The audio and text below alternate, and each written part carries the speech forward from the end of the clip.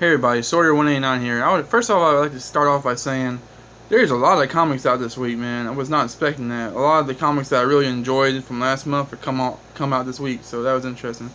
But we're here to talk about Sideways. So Sideways number 3 continues the battle between Killspeed and Sideways. I'm not a big fan of Killspeed's name, honestly. This issue is mostly just a big fight, for the most part, and that was okay. It wasn't the best fight in my opinion, but the climax of the fight was actually pretty cool and pretty interesting. There's a lot of things being set in motion this issue, so this is kind of more of a setup issue than the last two were. But it was still interesting. Some of the big things that came out of this issue, I don't really want to give spoilers out, but there was a really interesting kind of with great power comes great responsibility kind of moment. Something that Sideways does that's probably going to haunt him for a while. That he was just kind of an uneducated kind of a thing that you would do as a superhero. It was really interesting. I liked it. Really interested to see where that brings the character in future issues. There's also a interesting new way of him using his powers. He kind of learns how to use his powers in a more offensive way. That was pretty cool, and I'm interested to see how he employs that in future issues. Also, we get a new antagonist, possibly, a new kind of third party antagonist that wants Sideways for some sinister ideas. That was interesting. Overall, the issue was pretty good. It was fun. Just more setup than the last two issues for sure.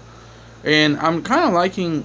At first, I wasn't liking it, but now it's kind of growing on me. The whole fourth wall breaking stuff, with the editors. I don't know if you can see it in the picture, but there's an editor's note here that's basically talking about how in the studio they were disagreeing on what the sound effect would sound like for this scene. So they just decided to leave no sound effect bubble in there and let the audience make their own sound effects. It's just kind of a funny little, fourth wall breaking. And then at the end of the issue, they do it again with this whole kind of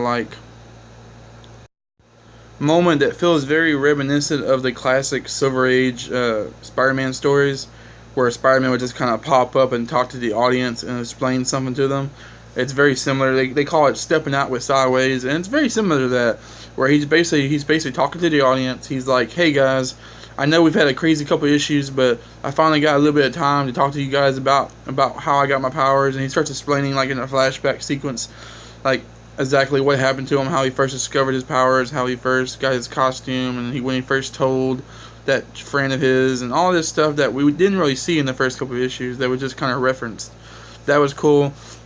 There's even a thing where he's kind of poking fun at the dark metal thing, where he's talking about there was this crazy giant bat creature guy, and he was trying to take over Gotham, and he was being really metal about it, and there might even be a metal version of me out there somewhere, but that's not we don't need to worry about that, because I got enough to worry about here in the present day. And it was a fun segment. I really enjoyed that.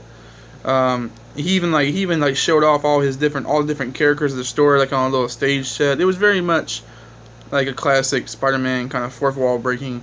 People always think of Deadpool as kind of the master of that, but Spider-Man did it way back in the day,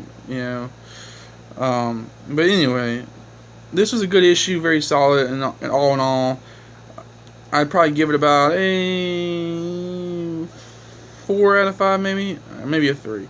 But yeah, definitely a very solid issue. I'm still enjoying this series. It's probably one of my favorites of the new Age of Heroes, right after Mr. Terrific.